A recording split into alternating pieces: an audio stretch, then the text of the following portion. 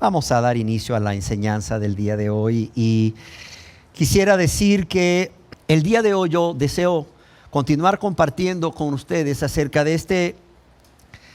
esta afirmación que el Señor Jesucristo hace acerca de la resurrección y la vida. Y yo quisiera que fuéramos a un texto que está en el Evangelio según San Juan, capítulo 11, verso 21 al 26, en donde leemos acerca de la enfermedad y muerte de Lázaro y de la resurrección de Lázaro. Y en esta porción en especial dice: y Marta dijo a Jesús, Marta, la hermana de Lázaro, dijo a Jesús: Señor, si hubieses estado aquí, mi hermano no habría muerto. Mas también sé ahora que todo lo que pidas a Dios, Dios te lo dará. Jesús le dijo: tu hermano resucitará. Marta le dijo: yo sé que resucitará en la resurrección en el día postrero. Le dijo Jesús: yo soy la resurrección y la vida. El que cree en mí, aunque esté muerto, vivirá. Y todo aquel que vive y cree en mí, no morirá eternamente.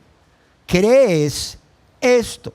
Yo deseo recordarles que aunque en nuestra serie acerca de los 7 yo soy de Jesús que encontramos en el Evangelio de Juan, en donde el Señor acompaña ese yo soy, ese ego eimi, proclamando su divinidad, además Él usa una metáfora. Realmente, de entre los yo soy de Jesús, este es el quinto yo soy, acompañado de una metáfora. En nuestra enseñanza anterior decíamos que en otras ocasiones o en las otras ocasiones donde el Señor afirma ser el yo soy más una metáfora, Él asocia esta declaración o esta afirmación con eventos muy importantes que han sucedido o que Él ha realizado. Y de igual manera sucede ahora que el Señor va a realizar un milagro ya prácticamente al final de su ministerio.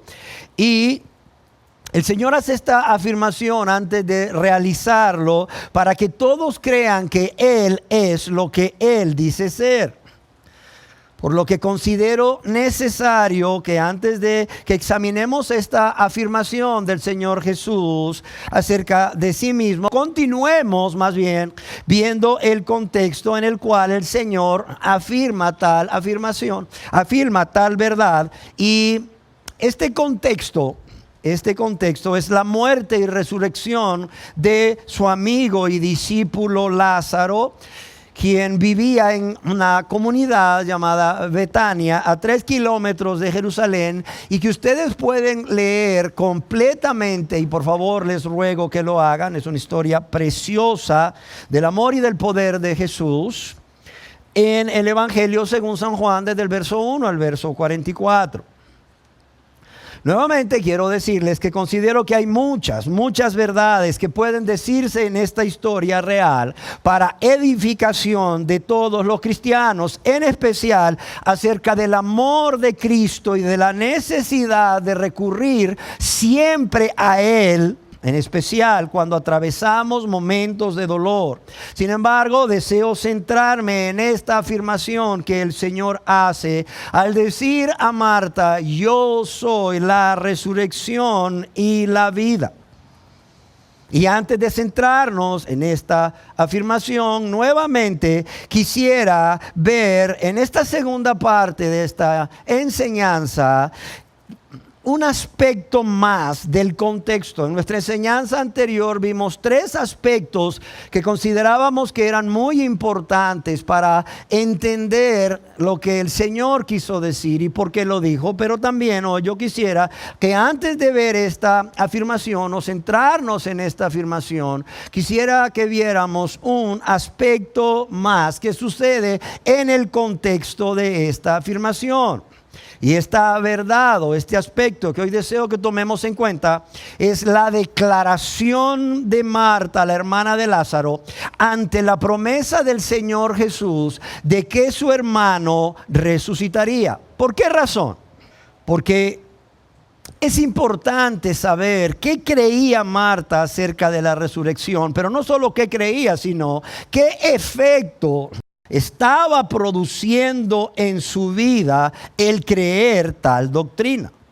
Así como es importante, es de vital importancia que cada uno de ustedes medite hoy cuánto conocimiento tienen acerca de la doctrina de la resurrección de los muertos, el fundamento que tienen de ella, pero también cuál es el efecto que está produciendo en sus vidas, ya sean personas convertidas a Dios o no convertidas a Dios, el saber que ustedes, al igual que yo y al igual que Lázaro, ustedes al igual que yo moriremos algún día, pero también resucitaremos, ya sea para vida eterna, en comunión con Dios, en su gloria, o para juicio eterno, en condenación eterna, en un lugar de tormento, ya sea que usted le quiera llamar infierno o le quiera llamar el lago que está ardiendo, como bien traducen algunos, en lago, en fuego y azufre, tal como el Señor Jesús lo afirmase en el Evangelio según San Juan, en el capítulo 5, en el verso 28 y 29, cuando Él dice: no os maravilléis de esto, porque vendrá ahora, o vendrá la hora más bien, porque vendrá la hora cuando todos los que están en el sepulcro oirán su voz, y los que hicieron lo bueno saldrán a resurrección de vida, mas los que hicieron lo malo a resurrección de condenación. Dice: los que hicieron lo bueno saldrán a resurrección de vida, mas los que hicieron lo malo saldrán a resurrección de condenación. Y podemos saber lo que Marta creía al respecto de esta doctrina de la resurrección de los muertos, ya que en el Evangelio según San Juan, en el capítulo 11, versos 23 y 24, leíamos cuando Jesús le dice a Marta: tu hermano resucitará. Marta le dijo: yo sé que resucitará en la resurrección en el día postrero. Aquí podemos ver claramente que Marta creía en esta doctrina y que esto producía en ella una esperanza. Una esperanza de que su hermano resucitaría para vida eterna con Dios, por cuanto ella sabía que Lázaro era un discípulo verdadero de Jesucristo. Pero ciertamente, aunque el conocer acerca de esta doctrina de la resurrección de los muertos producía en ella una esperanza, esa esperanza no era suficiente para producirle el consuelo. ¿Por qué? Porque vemos que no podía calmar su dolor y traer gozo y paz a su vida ante la muerte de su amado hermano. Y es por eso que el Señor Jesús en ese momento, y a través de esta afirmación que estamos estudiando de este yo soy la resurrección y la vida, el Señor desea que Marta, y no solo Marta, sino cada uno de nosotros los aquí presentes, entendamos, aún en esos momentos de gran dolor, que sí hay resurrección de los muertos. Pero Jesús quería que Marta entendiera que frente a ella estaba no solamente el amigo, no solamente el Mesías, el Cristo, el Hijo del hombre, pero también frente a ella estaba el autor de la vida. El autor de la vida y quien tiene el poder para resucitar a los muertos en el día postrero, como Marta creía, pero también en ese mismo día en que Jesús llega a la comunidad de Betania, en el cuarto día que Lázaro ya ha sido enterrado. Y por cierto, todos recordaremos que su cuerpo ya estaba en descomposición. Amados, y como decía, el Señor no solamente desea que Marta entienda esto, sino que nosotros también lo entendamos y creamos lo mismo que ella para nuestro consuelo ante el dolor y ante las tribulaciones, ante las pruebas y aún ante las tentaciones que tendremos en nuestro diario vivir en esta tierra. ¿Por qué razón? Porque la promesa de que un día resucitaremos y estaremos con el Señor debe ser fuente de gozo y paz en todas aquellas personas que verdaderamente han sido salvadas por la fe en el Señor Jesucristo, ya que no importando lo que suframos o padezcamos en esta tierra, un día estaremos con Dios en gloria. Un día estaremos con Dios en gloria en cuerpo, alma y espíritu por toda la eternidad. Ahora la pregunta es, ¿de dónde había obtenido Marta este conocimiento acerca de la resurrección de los muertos? Decíamos que era importante ver qué creía Marta y cuál es el fundamento para también nosotros meditar qué creemos acerca de esta doctrina y cuál es nuestro fundamento y el fruto que ha producido en nuestras vidas. Bueno, veamos de dónde había obtenido Marta el conocimiento acerca de esta doctrina. Seguramente de tres fuentes. La primera, el Antiguo Testamento, lo que está escrito en el Antiguo Testamento al respecto. Y aunque muchos estudiosos han afirmado que esta doctrina no está definida en su totalidad en el Antiguo Testamento, sin embargo podemos encontrar referencias acerca de esta promesa, por lo que, por ejemplo, creían algunos de los personajes en la época de los patriarcas. Y el primer personaje es Abraham. En el libro de Hebreos, en el capítulo 11, en el verso 17 al 19, para los que les gusta anotar, se nos dice que por la fe, cuando fue probado, por la fe Abraham, cuando fue probado, ofreció a Isaac el que había recibido, y el que había recibido la promesa ofrecía a su unigénito, habiéndosele dicho: en Isaac te será llamada descendencia. Pensando que Dios es poderoso para levantar aún de entre los muertos, de donde en sentido figurado también lo volvió a recibir. O sea, aquí el escritor inspirado de Hebreos nos está diciendo lo que Abraham creía al respecto en esa historia que podemos leer en el libro de Génesis, en donde Abraham ofrece a Isaac, el hijo de la promesa, pensando, se nos dice en el capítulo 11, verso 19, pensando que Dios es poderoso para levantar aún de entre los muertos. O sea, por eso él ofreció a su hijo. Y no dudo que la promesa Dios la cumpliría por esta razón. Él pensaba que Dios era poderoso para levantar aún a su hijo de entre los muertos, de donde en sentido figurado, dice el escritor de Hebreos, también lo volvió a recibir. Pero Abraham no era el único en la época de los patriarcas que creía en esta doctrina. En el libro de Job podemos saber lo que pensaba este hombre al respecto.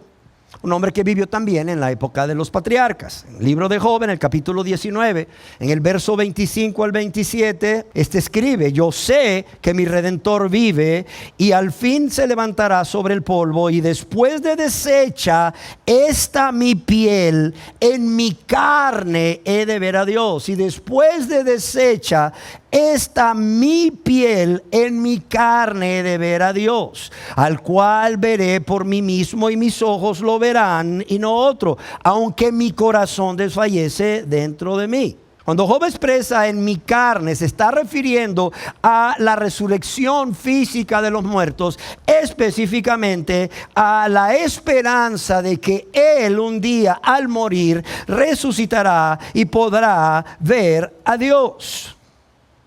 Avanzando un poco más en la historia del pueblo de Israel, llegamos hasta la época del rey David, quien escribió al respecto en el Salmo 16, verso 10: porque no dejarás mi alma en el Seol, ni permitirás que tu santo vea corrupción.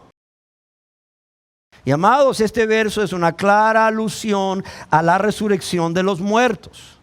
Alguien escribió al respecto: en alas del espíritu de profecía, el rey, cantor y profeta, de la consideración de su propio caso, a fin de predecir la gloria a través de su resurrección del Mesías. Como el apóstol Pedro aplicó esta verdad que David nos está diciendo, o el rey David nos está diciendo acerca de la resurrección, yendo más allá de la esperanza de su resurrección, viendo la resurrección del Mesías, que el apóstol Pedro usa estas verdades, usa este verso como parte de muchos otros el día que él da su primer sermón allá en la celebración de la fiesta de Pentecostés. Se ha escrito, por cierto, que los Salmos 19, Salmo 49 y 73 se refieren muy explícitamente a una vida más allá de la tumba, una vida más allá de la muerte y la existencia eterna y la perfecta felicidad para el creyente en la presencia de Dios. En otro salmo, el Salmo 17:15, el rey David escribió acerca de su esperanza en que resucitaría de entre los muertos lo siguiente: en cuanto a mí, Salmo 17:15, en cuanto a mí, veré tu rostro en justicia. Estaré satisfecho cuando despierte a tu semejanza. Y aquí vemos cómo se añade un poco más a la doctrina, más bien, de la resurrección en el Antiguo Testamento. Y considero necesario decir que en la primera parte del versículo que dice, veré tu rostro en justicia, aquí el salmista se está refiriendo a la visión de Dios en la gloria del cielo. Y cuando dice, cuando despierte a tu semejanza, aquí el despertar es una referencia muy clara, es una referencia explícita a la resurrección. En el Salmo 41:15 leemos también lo que escribe el salmista al respecto: pero Dios redimirá mi vida del poder del Seol, porque Él me tomará consigo. Pero Dios redimirá mi vida del poder del Seol, porque Él me tomará consigo. Aquí es muy claro que el salmista está expresando nuevamente su confianza en que Dios lo resucitará para vida eterna. William MacDonald escribió al respecto: aquí tenemos uno de los pocos momentos de iluminación acerca de la resurrección en el Antiguo Testamento. Aquí el salmista expresa la confianza de que Dios redimirá su alma del poder del Seol, esto es, que Dios redimirá su alma de ese estado incorpóreo o incorporal y lo reunirá al cuerpo resucitado. Cuando dice, porque Él me tomará consigo, es necesario hacer notar que el salmista está empleando las mismas palabras que son usadas en conexión con el recibimiento que Dios dio a Enoc y a Elías. Y avanzando en el tiempo de la historia del pueblo de Israel, nos encontramos con el profeta Oseas.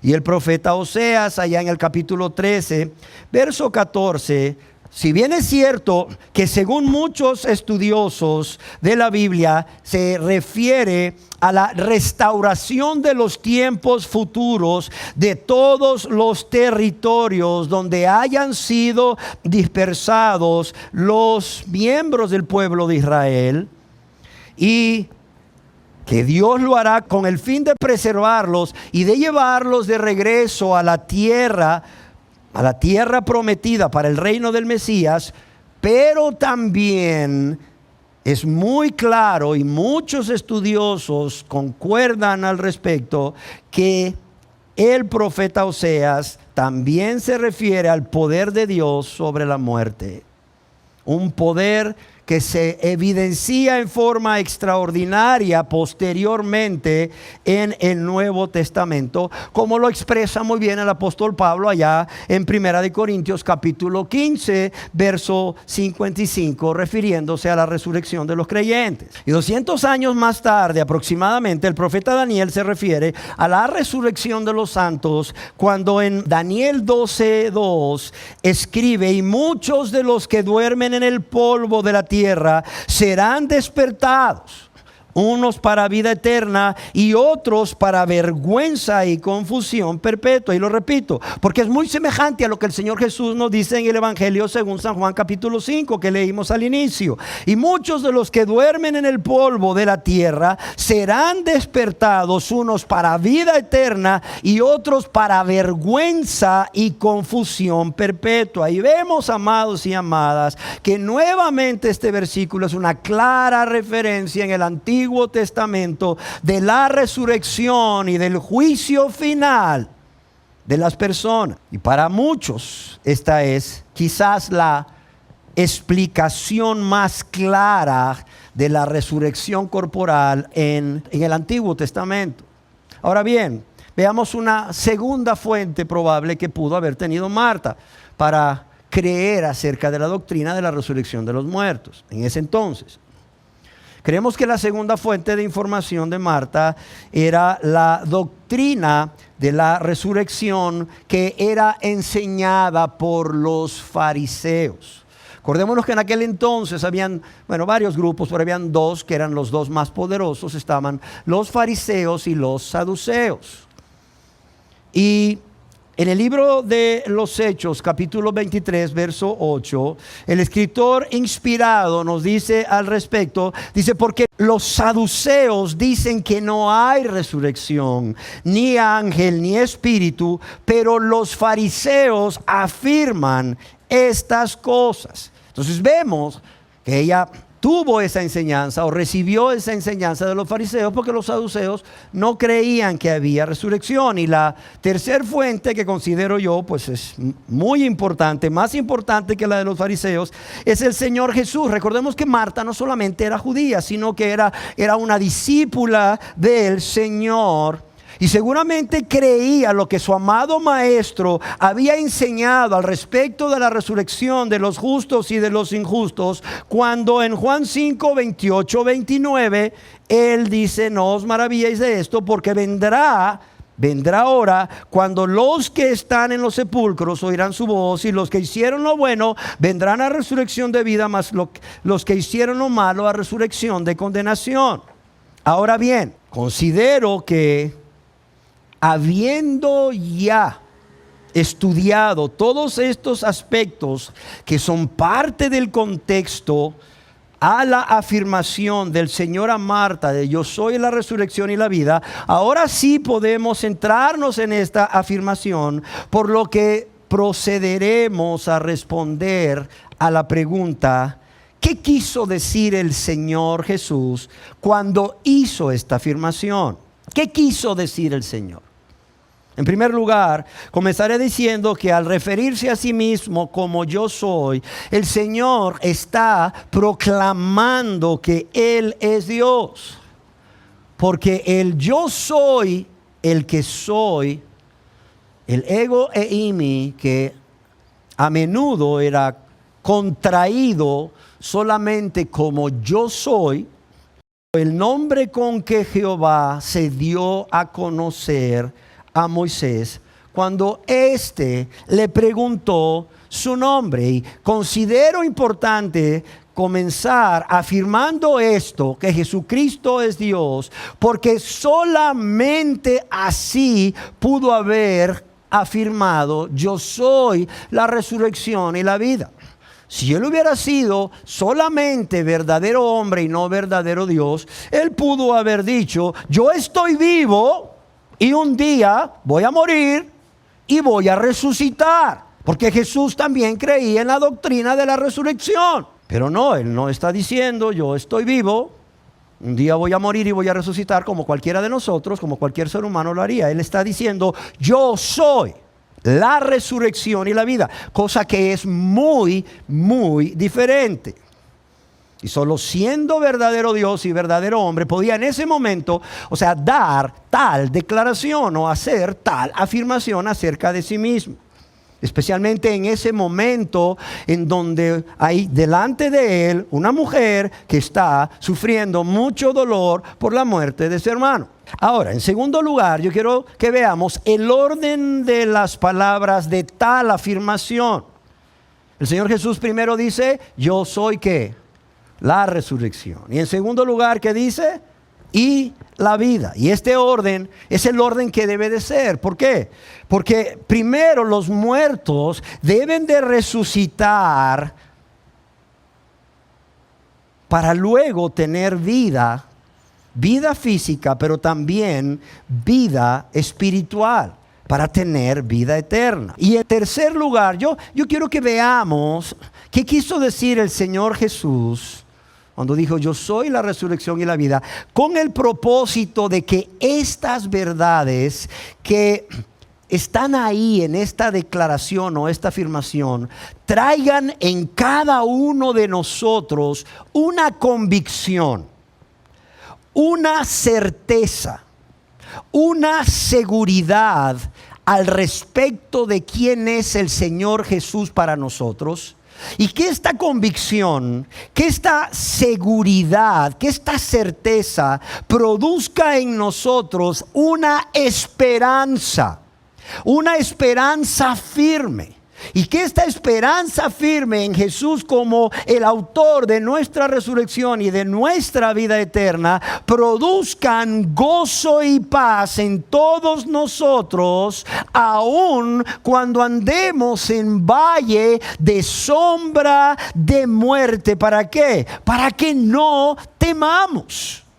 Y no solo para que no temamos, para que no seamos tentados por el diablo al desánimo, ni tampoco seamos tentados a la desesperación, pero tampoco seamos tentados a la incredulidad.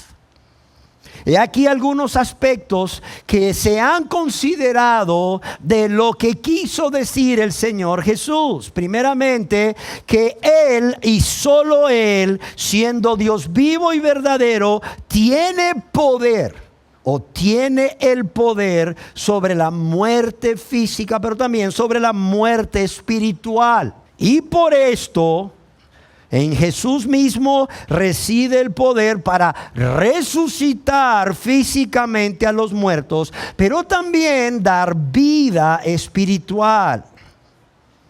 Por cuanto Él no es un medio para traer vida a los muertos, y lo repito, por cuanto Él, el Señor Jesús, no es un medio nada más para traer vida a los muertos, como lo habían hecho en el pasado profetas como Elías o profetas como Eliseo, sino que Él mismo es. No es un medio, Él mismo es la resurrección y la vida. ¿Qué más quiso decir el Señor Jesús? Que ni la resurrección ni la vida existen sin la participación del Hijo de Dios. Ni la resurrección ni la vida existen sin la participación del Hijo de Dios, por cuanto tanto la resurrección como la vida están en Él. Pero también quiso decir que Él es la resurrección y la vida en persona. Él es la vida plena y bendita de Dios. Vida plena y bendita de Dios que Él puede y quiere transmitir a cada persona que se arrepiente y cree en Él como su único y suficiente Señor y Salvador. Óyelo bien, vida plena y bendita de Dios que Él desea, Él quiere y puede transmitir a todas aquellas personas que se convierten a Dios y que son salvos por la fe en Él. Todas aquellas personas que vienen a Jesús con un corazón contrito y humillado, que vienen a Jesús arrepentidos, creyendo en Él como su único y suficiente Salvador. Y también vida eterna que ya ha dado, vida plena y bendita de Dios que ya ha dado a todos aquellos que han creído en Él como su Salvador personal. Pero también, siendo la causa, el origen de la vida, siendo la fuente o el manantial de la vida, Él puede asegurar a cada uno de nosotros, que un día resucitaremos, como le pudo asegurar a Marta ese día: tu hermano resucitará.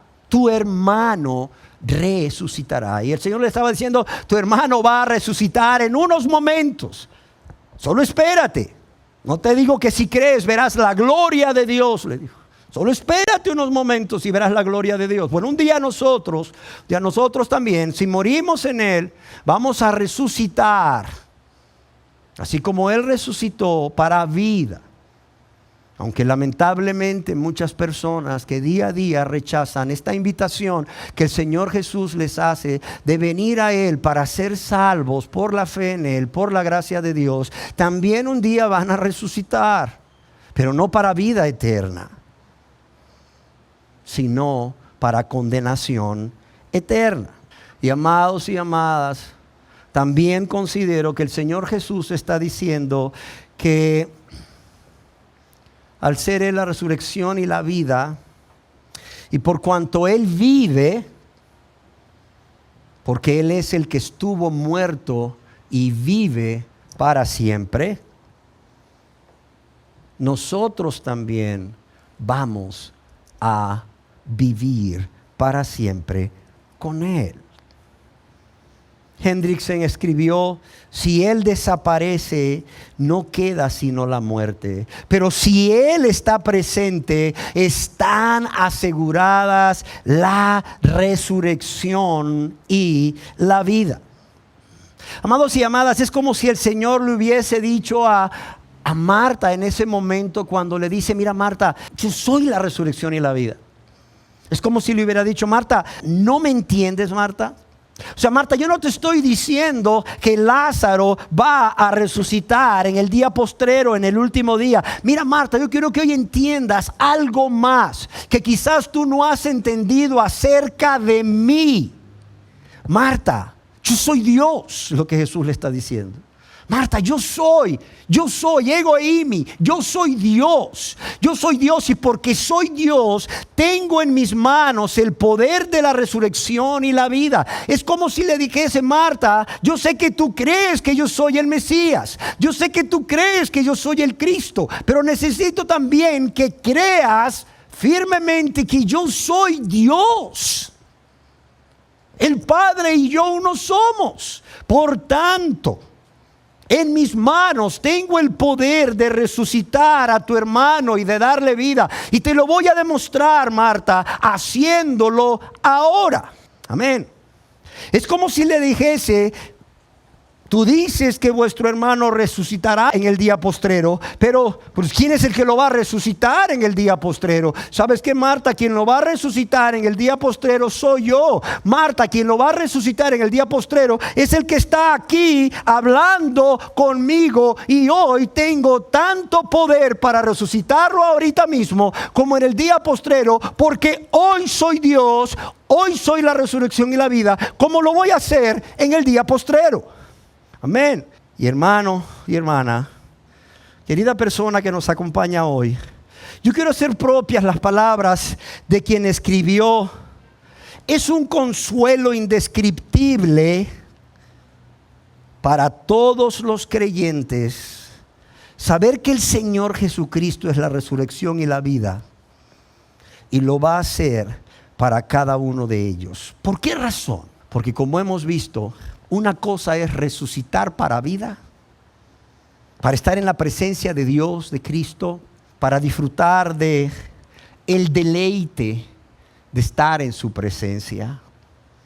Y otra cosa es resucitar ¿para qué? Para juicio y condenación eterna. Y es que aquí el Señor Jesús no solamente le está prometiendo a Marta que Él va a resucitar a Lázaro para que Dios sea glorificado, pero también, como dijo anteriormente a sus discípulos, para que el Hijo del Hombre sea glorificado, pero también para la felicidad o el gozo que traería a la vida de Marta y María, y también de Lázaro, el volver a estar juntos como familia y volver a recibir al Señor Jesús en su casa, como sucedió unos días después, como lo vemos allí en el capítulo 12, en que por cierto encontramos a María, la hermana de Marta y Lázaro, ahí postrada a los pies de Jesús, ungiéndole los pies con un perfume muy caro. Amados, el Señor Jesús, yo estoy seguro que cuando Él le dice a Marta: yo soy la resurrección y la vida, el que cree en mí, aunque esté muerto, vivirá. Y todo aquel que vive y cree en mí no morirá eternamente.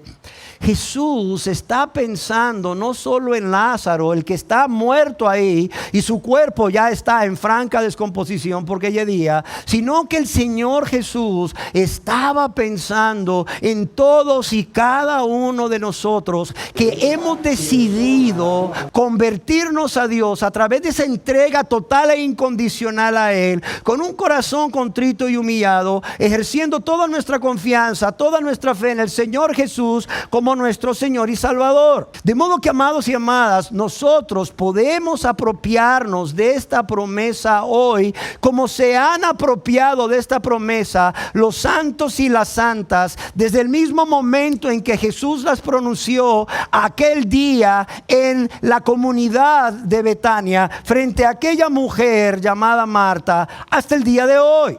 Yo estoy seguro que esta promesa ha sido de grande consuelo, no solamente en el hecho de muerte de un santo, por cuanto sus familiares consideran que esta persona al morir, ¿verdad?, va a pasar a un mejor estado, y que un día cuando Cristo venga en su segunda venida, su cuerpo se va a reunir con su alma y su espíritu. ¿Para qué? Para reinar con Cristo y vivir eternamente con Él o con ella. Sino que también esta esperanza o esta promesa que genera esperanza ha sido de gran importancia, no solo a las personas que en el hecho de muerte están despidiendo a un ser querido que es cristiano, que es cristiana, sino también en la vida de todas aquellas personas que han sufrido el martirio por causa de Cristo, ya sea a lo largo a finales del siglo I, principios del siglo II,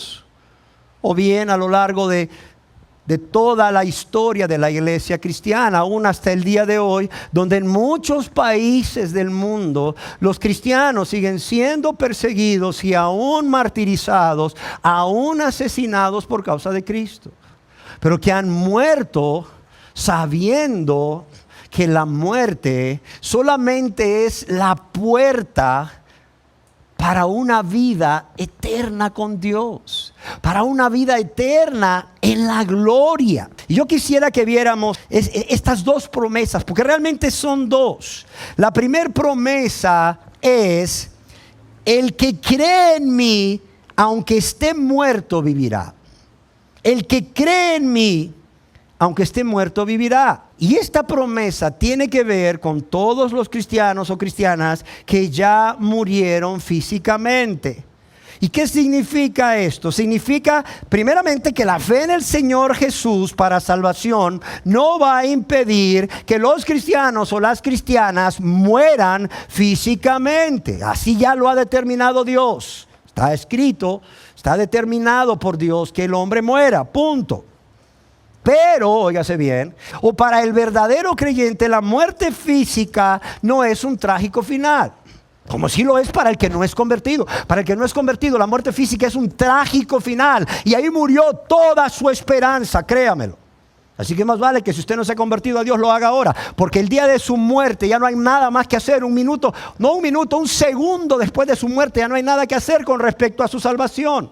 Para el cristiano que muere, para la persona cristiana, la muerte más bien es la puerta de entrada a una vida eterna en la gloria, en la comunión con Dios, ya que cuando el Señor Jesús dice, aunque esté muerto, vivirá, aquí la palabra vivir se está refiriendo a la resurrección de los muertos. Ya está hablando de los muertos en Cristo específicamente. Y bueno, esto también el Señor Jesús está diciendo no solo que la fe para salvación no solo va a impedir que la persona va a morir físicamente, sino que la persona va a resucitar. Va a resucitar en la segunda venida de Cristo. ¿Para qué? Para no morir nunca más, sino por el contrario, vivir eternamente. Ahora, yo considero necesario mencionar esta aportación que hace el comentarista William Hendrickson en el comentario del Evangelio de Juan acerca de el que cree en mí. Y Hendrickson escribe: el que cree Y entre paréntesis coloca permanentemente, a través del estudio del griego, él coloca el que cree permanentemente, o añade permanentemente, el que cree permanente en mí, dice, aunque esté muerto, vivirá. Y algo que Hendrickson insiste es que debemos advertir el tiempo en el cual está el verbo creer. Es un participio presente que indica que la persona debe de estar creyendo continuamente. ¿Y por qué digo esto? Porque no es cualquier persona la que puede aferrarse a esta promesa que el Señor Jesús hace a los suyos cuando dice: el que cree en mí, el que ha sido salvo por la fe que es en mí, aunque esté muerto, vivirá. Porque luego muchas personas dicen: no, pues yo ya acepté a Cristo, yo ya soy cristiano. Pero realmente no se han convertido a Dios. No ha habido convicción de pecado, no ha habido arrepentimiento, no ha habido una fe bíblica en el Señor Jesús para salvación. Solo ha habido una confesión de labios, punto, nada más. Una confesión de labios, que por cierto nunca ha afectado la mente ni el corazón. Entonces por eso este hombre dice aquí: el que cree permanente en mí, para que no haya personas que vayan a engañarse por esta promesa de que van a morir físicamente un día y que un día van a resucitar. No vaya a ser que les pase las del rico, de la historia del rico y Lázaro, que era un hombre que, ¿verdad?, hacía grandes banquetes, y un hombre que daba quizás mucha limosna a los líderes religiosos, un hombre quizás considerado como muy espiritual, y un hombre que quizás ahí en su funeral las autoridades religiosas hablarían bellezas de este hombre, diciendo, exaltando lo espiritual que era, su gran amor para con Dios y su gran desprendimiento al dar ahí a los religiosos, a los líderes espirituales, fuertes sumas de dinero. Pero cuando este hombre, o sea, lo vemos, ¿dónde está realmente? Lo vemos que está en un lugar de tormento. Ahora, sin embargo, ¿qué se nos dice de Lázaro? Que cuando murió fue llevado por los ángeles al seno de Abraham. ¿Por qué? Porque el que cree en mí, aunque esté muerto, ¿qué dice? Vivirá. Vemos que Lázaro murió, pero dice que fue llevado por los ángeles al seno de Abraham. Y vemos que Lázaro, después de la muerte, estaba ¿cómo? Estaba vivo. Igual que Abraham, igual que Isaac, igual que Jacob. ¿Por qué? Porque el Señor Jesús dice que Dios no es Dios de muertos, sino Dios de ¿qué? De vivos. Y estas personas, un día van a resucitar. Ahora viven en la presencia del Señor, pero un día van a resucitar. Y sus cuerpos, almas y espíritus van a estar juntos, tal como eran en la tierra. Entonces es importante que entendamos que el que cree en mí, aunque esté muerto, vivirá. Tiene que ver con en haber creído en el Señor Jesús, pero esta fe debe ser continua. No solamente esta fe tiene que ser una fe obediente, porque esa es una de las definiciones de la fe: confianza obediente. Esta fe no solo tiene que ser obediente, no solo tiene que llevarnos a la obediencia, es decir, a obedecer a Dios, a obedecer a Cristo, a obedecer al Espíritu Santo, a obedecer la palabra de Dios, porque confiamos en Dios, porque confiamos en Cristo, porque confiamos en la guianza y la instrucción del Espíritu Santo.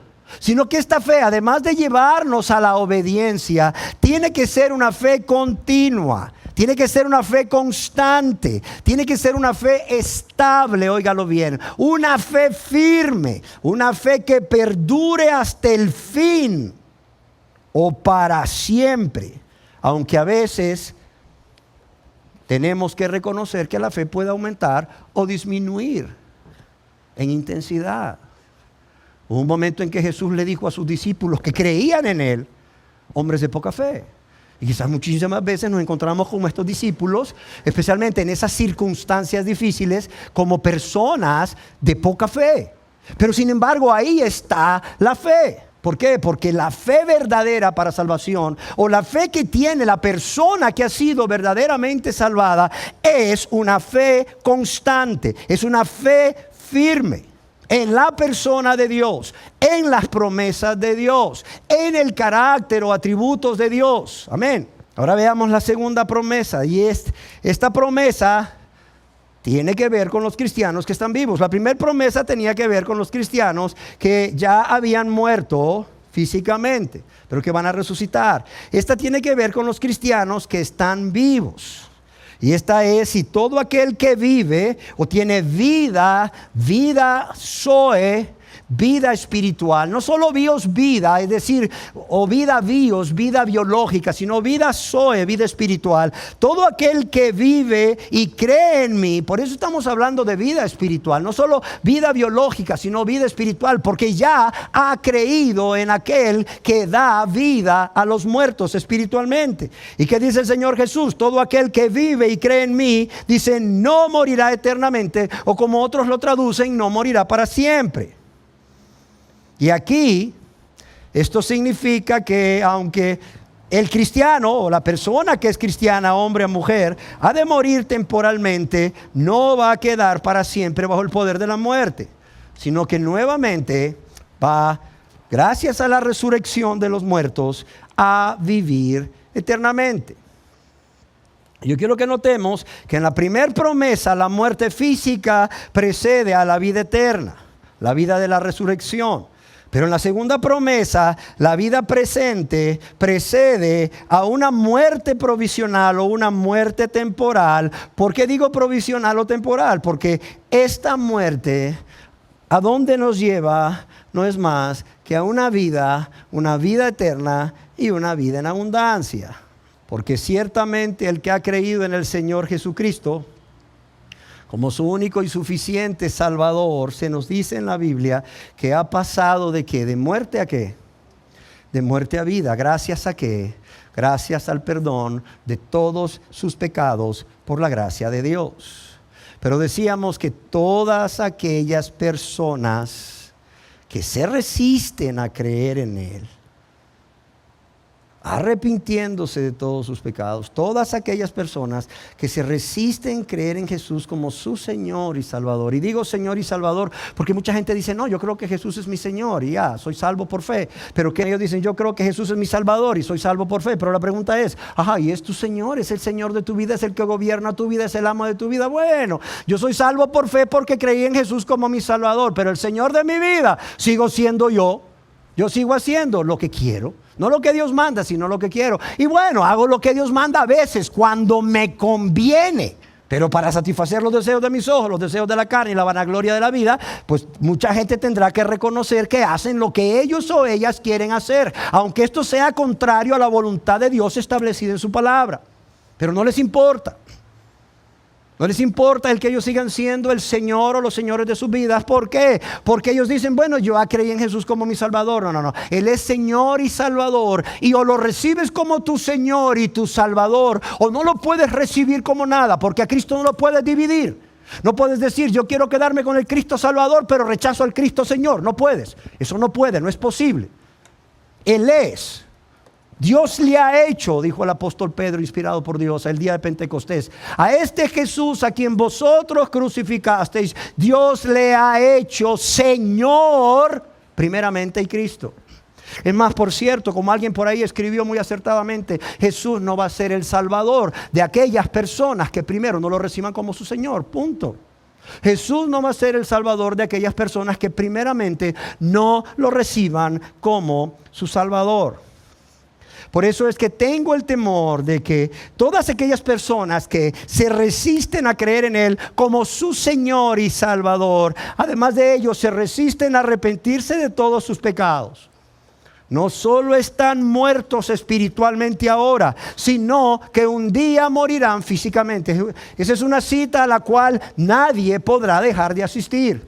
Mi temor es que estas personas no solo están muertos espiritualmente, sino que un día morirán físicamente y van a resucitar. Tan cierto como morirán, tan cierto es que van a resucitar. ¿Para qué? Para ser atormentados, tristemente, atormentados por el diablo y sus ángeles, de día y de noche, por los siglos de los siglos. Ahora quiero preguntarles, queridas personas que hoy nos acompañan, ¿ustedes creen esto? ¿Creen esto que acabamos de decir? Si se fijan, esta fue la pregunta con la que el Señor Jesús terminó estas dos preciosas promesas que dio a Marta. Además de decirle, yo soy la resurrección y la vida. Además de decirle, el que cree en mí, aunque esté muerto, vivirá. Y todo aquel que vive y cree en mí no morirá eternamente. El Señor Jesús termina estas dos promesas diciéndole a Marta, ¿crees esto? Y Marta le dice, yo he creído. Marta le dice, yo he creído. La pregunta para ustedes hoy es, ¿ustedes también creen esto? ¿Creen esto? Es como si el Señor Jesús les estuviese diciendo hoy, o si el Señor Jesús les estuviese haciendo la misma pregunta que hizo a Marta en aquel entonces, hoy. ¿Ustedes creen? ¿Ustedes creen que yo soy la resurrección y la vida? ¿Ustedes creen que el que cree en mí, aunque esté muerto, vivirá? Pero también que todo aquel que vive y cree en mí no morirá. ¿Ustedes creen esto? Y el Señor Jesús dice, mira, no me bastan tus palabras, quiero ver tus hechos. Señor Jesús dice, no me bastan tus palabras, no me conformo con tus palabras de sí creo, sino que quiero ver los hechos que respaldan estas palabras. ¿Por qué? Porque muchos dicen que sí creen, pero no se han convertido a Dios. ¿Sí me entienden? Muchos dicen, no, sí es cierto, o sea, va a haber una resurrección y unos van a resucitar para vida y otros para condenación eterna. Pero ¿qué estás haciendo al respecto? Dice el Señor Jesús. Dice el Señor Jesús, si hoy te murieras y resucitaras en el día postrero, ¿resucitarías para vida o resucitarías para condenación eterna?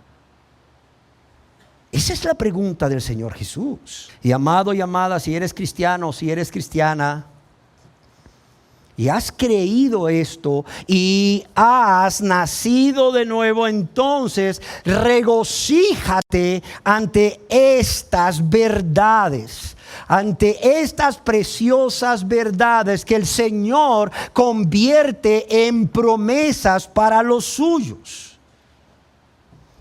Y esta es que no importa lo que sufras o padezcas en esta tierra, no importa cuándo vayas a morir o de qué manera vayas a morir, el Señor te dice, tú no vas a morir eternamente, tú vas a vivir eternamente. Y un día vas a ver a Dios cara a cara en cuerpo, alma y espíritu, para estar en ese estado, en una comunión con Dios por toda la eternidad. Y ya no habrá más muerte, dice el Señor. Ya no habrá más lamento. Ya no habrá más clamor y ya no habrá más dolor, sino por el contrario, dice, delicias a mi diestra, dice el Señor. Es decir, te vas a deleitar junto a mí por toda la eternidad, para siempre. Vas a tener el placer de vivir junto a mí. Pero si no eres cristiano, yo oro a Dios que estas verdades que hemos compartido con ustedes, no solamente acerca de que Jesús es la resurrección y la vida, sino que un día habrá una resurrección para vida, una resurrección para condenación. El hecho de que tú hoy escuches y entiendas que un día vas a morir, pero vas a resucitar para juicio y condenación, aún habiendo muerto el Señor Jesucristo en la cruz del Calvario por ti para que fuese salvo, esto te lleve a hacer un alto en tu vida. Y no solo te lleve a hacer un alto en tu vida, te lleve a reflexionar y a preguntarte, ¿qué es lo que me impide arrepentirme? ¿Qué es lo que me impide creer en Jesucristo como mi único y suficiente Señor y Salvador? ¿Para qué? Para que tengas vida eterna. Para que tengas vida eterna. Y como decía, oro a Dios que el Señor haga esta obra por su Espíritu en ti. Te lleve a poner un alto, te lleve a reflexionar, te lleve a preguntarte ahí, a dedicar tiempo, porque para esto se necesita dedicar tiempo. A dedicar tiempo hoy mismo y a lo largo de la semana, mientras no llegue esa respuesta a tu vida, de qué es lo que te impide arrepentirte y convertirte a Dios. Aunque quizás muchos temo que ya lo sepan, porque Dios en su gran amor ya se los ha mostrado. Pero no han querido dar ese paso de fe. No han querido convertirse a Dios a través de la fe que es en Jesucristo. Amén. Entonces yo oro a Dios que los que todavía no saben qué es lo que les impide, le clamen a Dios y no cesen de clamarle a Dios hasta que Dios se los muestre en su infinita misericordia. Y una vez que se los muestre, renuncien a ello y vengan a hacer esa entrega total e incondicional a Dios. Por medio de la fe en Jesucristo, con un corazón contrito y humillado, ciertamente. Y aquellos a quienes ya el Señor les mostró qué es lo que les impide, pero no han dado ese paso de fe, por favor lo den. Oiga, no estamos hablando de cualquier cosa, no estamos hablando de perder un trabajo, lo cual en este tiempo es grave. Es más, si eres esposo, si eres padre, si eres madre, es grave. Si eres la única persona que provee para tu casa, el perder un trabajo es grave. Pero aquí no estamos hablando de eso, estamos hablando de vida eterna. Y estamos hablando de la realidad de la resurrección, porque esto no solo es una doctrina, es una realidad. La realidad de la resurrección para vida eterna, en la gloria, en comunión con Dios, o para juicio y condenación eterna. Por ello, no solo hoy quiero ser portador de buenas nuevas para los santos y santas, sino también quiero ser portador de palabras de advertencia para todos aquellos y aquellas que aún no se han convertido a Dios, porque no saben qué es lo que les impide, o porque ya lo saben, pero no quieren dar ese paso de fe. ¿Para qué? Para que lo hagan. ¿Por qué? Porque ya Dios envió a su Hijo amado a morir por ustedes. Y porque ya Jesucristo murió en esa cruz y resucitó por amor a ustedes. Para que así como Él resucitó, ustedes también resuciten en el día postrero. ¿Para qué? Para vida eterna. Pero amados y amadas que aún no han tomado esa decisión, las decisiones de ustedes, nadie más puede tomar esa decisión por ustedes. Ni Dios, ni yo, ni nadie. Podemos orar por ustedes como lo hacemos para que tomen esa decisión. Pero el hecho de hacerlo, eso depende de ustedes. Y yo espero que esto sea lo más pronto posible, porque yo pregunto, ¿quién de ustedes aquí, levante la mano, me puede decir o me puede garantizar que tiene algo escrito por Dios o algo que Dios le ha dado que no se va a morir hoy? ¿Alguno de ustedes tiene algo que le garantice, que me diga, mire pastor, es que el Señor me garantizó que yo voy a vivir 35 años más? Y tengo 35 años para pensarla y tomar esta decisión un día. No, espérame, nadie tiene esa garantía de parte de Dios. Al contrario, dice el Señor, escrito está que el hombre muera. Y a veces sucede en el momento menos pensado. Y la persona ya no tendrá oportunidad. Dice el apóstol inspirado, hoy es día de salvación. Hoy es día de salvación. Por tanto, yo invito a todos y cada uno de ustedes que aún no han tomado esa decisión de convertirse a Dios, a través de un verdadero arrepentimiento y una fe genuina, una fe bíblica para salvación, usted lo haga. Usted lo haga y no solo pueda ser hijo e hija de Dios, miembro del pueblo de Dios, sino también usted, aunque muera, resucite para vida y vida eterna. Amén.